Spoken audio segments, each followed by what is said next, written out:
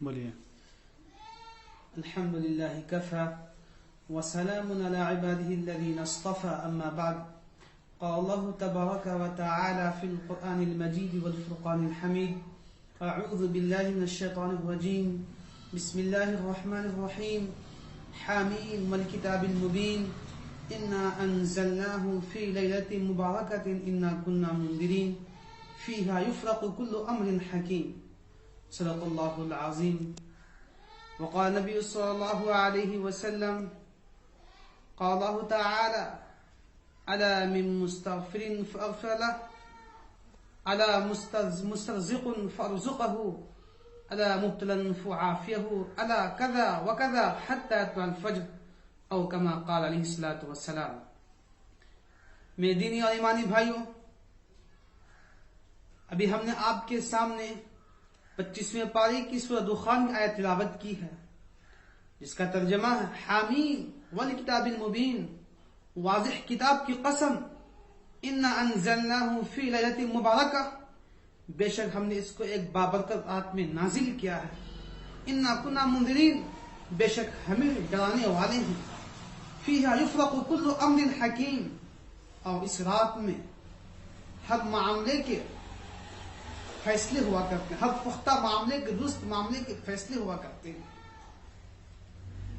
یہ آیت اگرچہ شب قدر کے بارے میں ہے، لیکن بعض مفسرین نے، علامہ شبیر احمد عثمانی نے تفسیر العثمانی میں بھی لکھا ہے کہ بعض مفسرین نے اس آیت سے شب برات پر استدلال کیا ہے.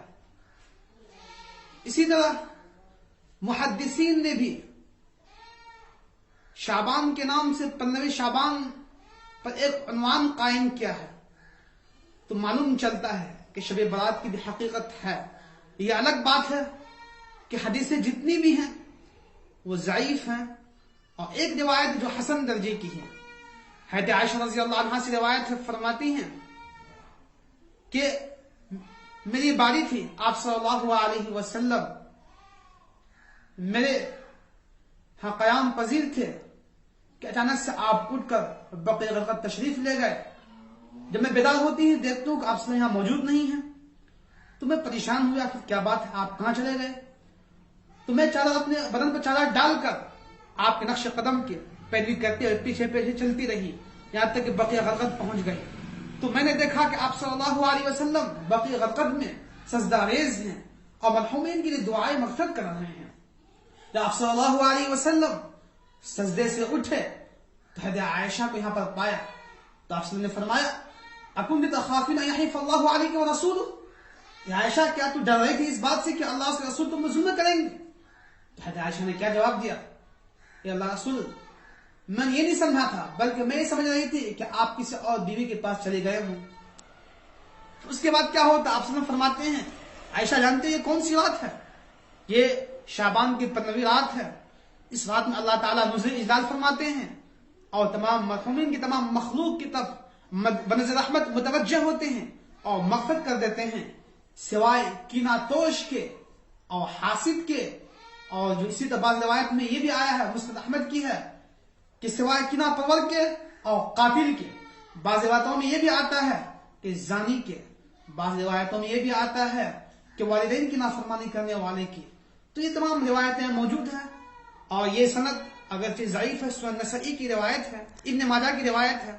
اسی طرح ابن ماجہ ہی میں دوسری روایت حضرت ابو موسیٰ اشعری رضی اللہ عنہ سے روایت ہے، وہ حسن درجے کی ہے. اسی طرح امام بیہقی رحمۃ اللہ علیہ نے الدعوۃ الکبیر میں لکھا ہے. تو تمام روایت اگر سامنے رکھا جائے، چونکہ اس کے مقابل میں کوئی صحیح حدیث موجود نہیں ہے، اس لیے مولا علی قاری رحمۃ اللہ علیہ نے لکھا ہے کہ اگر ضعیف حدیث اگر ہو، اس کے مقابل میں کوئی صحیح حدیث نہ ہو، تو ضعیف حدیث استدلال کیا جا سکتا ہے اور اس سے فضیلت ثابت ہو سکتی ہے. تو معلوم چلا کہ شب برات کی حقیقت ہے. اب کیا ہے اس میں؟ حضرت علی رضی اللہ عنہ سے روایت ہے، یہ بھی ابن ماجہ کی روایت ہے. حضرت علی رضی اللہ عنہ فرماتے ہیں کہ آپ صلی اللہ علیہ وسلم نے فرمایا کہ اے علی، بے شک اللہ تعالی شب برات کی رات مغرب کے بعد، غروب آفتاب کے بعد نزول اجلال فرماتے ہیں، چنانچہ تم لوگ اس رات کو تہجد پڑھو اور جو ہے دعائے مغفرت کرو. اللہ تعالیٰ فرماتا ہے کوئی مغفرت چاہنے والا کہ میں اس کی مغفرت کروں، ہے کوئی رزق کا طالب کہ میں اس کو رزق عطا فرماؤں. ہر کوئی مبتلائے مصیبت، مبتلائے غم و اندوہ میں کہ میں اس کو عافیت دوں، پریشانی سے نجات دوں. سن لو اس طرح کی باتیں جو آتی ہیں تو اس سے معلوم چلا کہ شب برات کی حقیقت ہے. لیکن ہمارے سماج میں آج کیا ہوتا ہے؟ اس کے برعکس سے ہو رہا ہے کہ حلوہ بناتے ہیں، پوری بناتے ہیں، نہ جانے کیا کیا خرافات کرتے ہیں، اور اسی طرح ہم نے قبرستان جانے کو لازم سمجھ لیا ہے. تو سن لیجئے، مفتی شفیع صاحب رحمۃ اللہ علیہ فرماتے ہیں، حضرت تقی عثمانی صاحب رحمۃ اللہ علیہ نے اصلاحی خطبات میں لکھا اپنے والد کے حوالے سے کہ آپ جس قدر ثابت ہو، جتنی ثابت ہو اتنا ہی کرو. ٹھیک، اگر اس روایت سے ہم کھینچ تان کر ثابت کرنا ہی چاہتے ہیں تو آپ زندگی میں ایک بار ثابت ہے، وہ بھی چپکے سے، تو آپ جائیں، چپکے سے جائیں. کبھی ایک بار زندگی میں چلے گئے، لیکن یہاں کیا ہو رہا ہے؟ ہر سال ہو رہا ہے، ایک ماحول بنا ہوا ہے. تو میرے بھائیوں، اس کی ضرورت نہیں ہے. اصل کیا ہے؟ تہجد پڑھا جائے، اسی طرح عبادت کی جائے، نافل پڑھے جائیں، تلاوت کیا جائے، اپنے حق میں بھی دعائیں مغفرت کیا جائے، مرحومین کے لیے دعائیں مغفرت کی جائے. لیکن اس کے علاوہ آج ہمارے سماج میں اگر ہم نظر ڈالتے ہیں تو خرافات ہی خرافات نظر آتے ہیں. اس والے ثواب کیا کریں گے، بلکہ جو ہے طرح طرح کے رسم و رواج کو جنم دے رہے ہیں اور فروغ دے رہے ہیں. تو ان تمام چیزوں کو چھوڑنے کی ضرورت ہے. اور اسی طرح مفتی سعید صاحب رحمۃ اللہ علیہ نے لکھا ہے کہ 4 چیزیں صرف ثابت ہیں. ایک تو یہ کہ اللہ جتنی توفیق دے اتنی تم جو ہے گھر میں تنہا نماز پڑھو، نفل نمازیں پڑھو، اور اسی طرح مرحومین کی دعائیں کرو.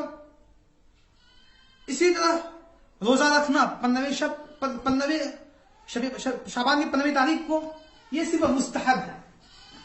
اور عین سنت کیا ہے؟ چونکہ آپ صلی اللہ علیہ وسلم ایام بیچ سے روزے رکھا کرتے تھے، ہر مہینے 13، 14، 15 چاند کی تاریخ کے حساب سے روزے رکھتے تھے، اور یہ عین سنت ہے.